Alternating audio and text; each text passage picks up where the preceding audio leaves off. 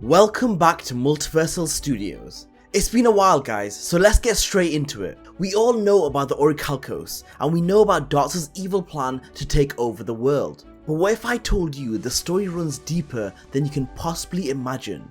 This video took a while to perfect guys, so make sure you watch until the end of the video to fully wrap your head around the secret of the Orichalcos God. And while you're at it, hit that subscribe button guys, and make sure you like this video. What do you really know about this stone? A kryptonite looking rock which single-handedly toppled civilizations. Well, when I tell you the truth about the stone, you'll be shocked because there's a few misconceptions when it comes to the Orichalcos. The Orichalcos on Wikipedia is described as a meteorite. A meteorite is a rock which has fallen to Earth from outer space, making it sound like a foreign entity which had fallen to Earth. But what if I tell you this narrative has always been false? The Orichalcos was never a foreign space rock. Back in the days of Atlantis, a volcano erupted, a disastrous explosion. However, deep within the volcano came spewing out fragments of the Orichalcos.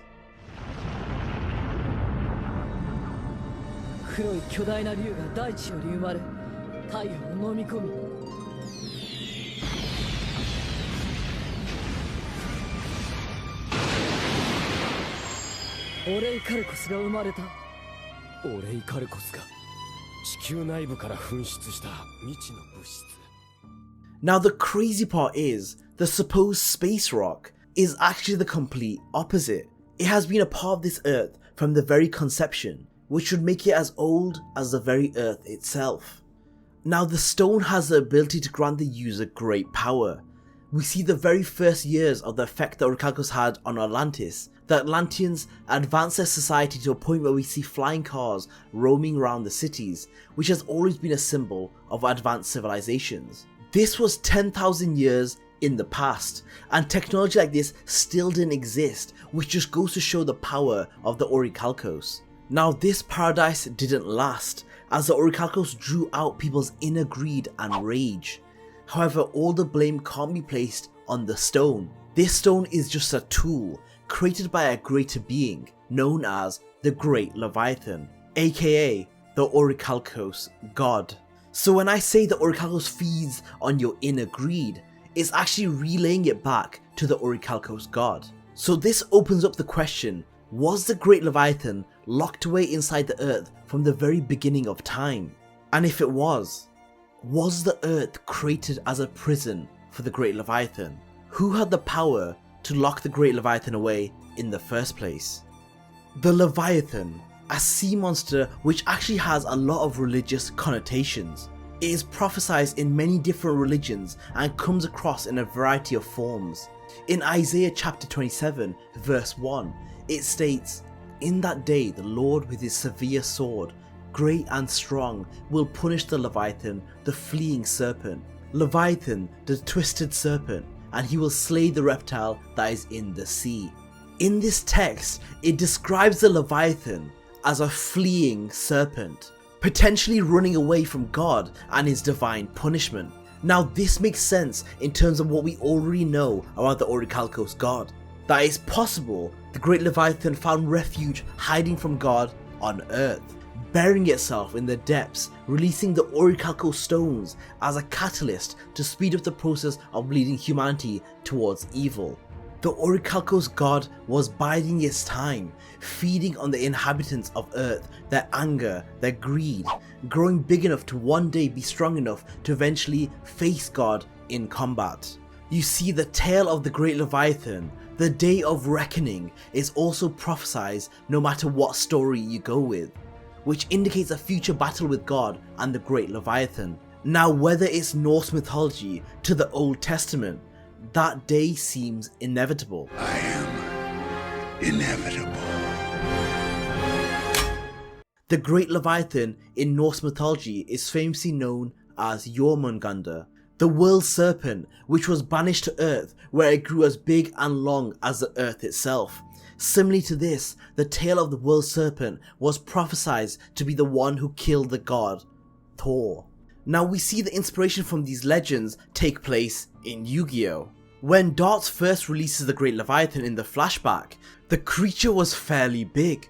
However, was nothing in comparison to the size of the creature when he was summoned near the end of season 4. This just shows that in the 10,000 years, the Great Leviathan has been feeding on humanity's evil and sin in order to take its true form. And when the fated day appears in Yugioh, where the Leviathan and the gods meet in battle, we see the gods of Egypt, which are the creatures that represent God in that storyline, being dwarfed by the sheer size of the Great Leviathan. Now we know about the fatal battle between God and the Leviathan. However, we can't ignore the similarities between the Leviathan and the devil. I believe the Leviathan in Yugioh is actually symbolic for the devil. And if that's the case, we can't ignore the devil's fated rise to power. There were a lot of key components which had to be put in place before that happened. One of them being the false prophet. Who is the false prophet, you ask? Well, the false prophet is said to be a figure who will rise on earth, who will speak on behalf of God, however in reality speaks for the devil, manipulating the mind of the masses and straying them away from God, and actually leading them down a different path completely. Now who does this sound like in Yugioh?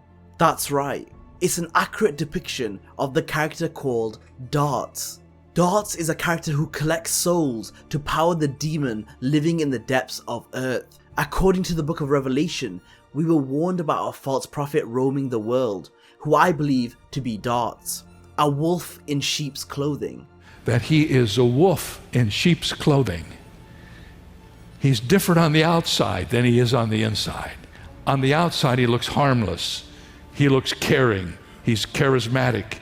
He's likable. He's sensitive. But on the inside, the scripture says, he's got a voice like a dragon. Remember who the dragon is in the book of Revelation? None other than Satan himself. The figure appears at the end of the world, which is exactly when Dartz revealed himself, spending 10,000 years in the shadows of humanity and revealing himself at the end of times. Now the signs between Dartz and the false prophet from the Old Testament are too great to be a coincidence. The main thing the false prophet is said to perform is exactly what Dartz is guilty of, which is straying people from their path and joining the new religion or cult. This is exactly how Dartz acquires new members, by manipulating and brainwashing them to join the way of the seal of Orichalcos. If this isn't proof enough, just look at where Dartz was originally from, the city of Atlantis, which actually represented the city of Babylon. The city of Babylon is referenced in the Bible as being a place of evil, which fell to corruption and greed as they turned away from God, which is exactly what happened in the city of Atlantis as the Orichalcos revealed the greed inside of the people. And this isn't the only sign, just look at the seal of Orichalcos.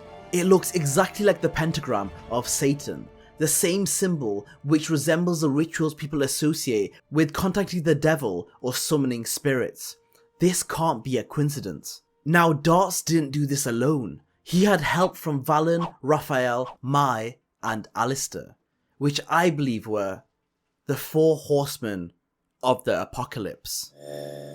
The entire season, when looked deep enough, is heavily inspired by religion. The 4 horsemen of the apocalypse are 4 biblical characters who appear in the book of Revelation. They are a symbol of the upcoming apocalypse.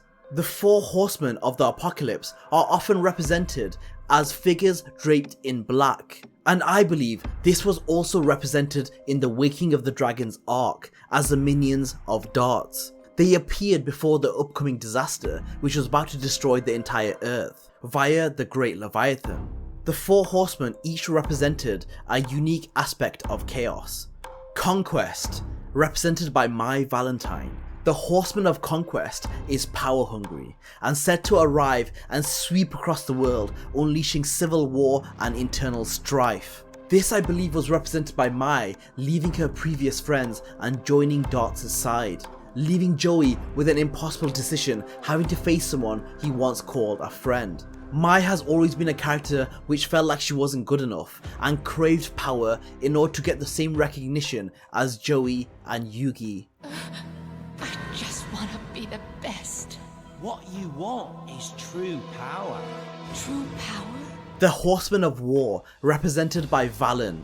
The Horseman of War is said to be continuously seeking out chaos and destruction, and physically the most powerful of the 4 horsemen. Valen similarly spent his entire childhood getting into fights. His backstory is full of fights Valen participated in due to his rough childhood. The Horseman of Famine, represented by Raphael. The Horseman for Famine represents the scarcity of food and seeks to deal justice to those whose major sin is gluttony. Raphael, who was separated from his rich family as a child, went from a wealthy family and drifted onto an island. All his childhood he was alone, with no food apart from the scraps he fished and found on the island. Raphael has a strong sense of justice, just like when he believed the pharaoh to be evil. And the final horseman of Death, represented by Alistair. The Horseman of Death doesn't seek power and has one purpose. Alistair grew up knowing only death, losing his brother Mikey at an early age, as well as losing everyone he cared about or loved growing up. So what do you guys think? Is the Orichalcos story based on religion, or is it one big coincidence? Also guys, if you liked that video, make sure you hit that subscribe button for more videos like this. Until next time.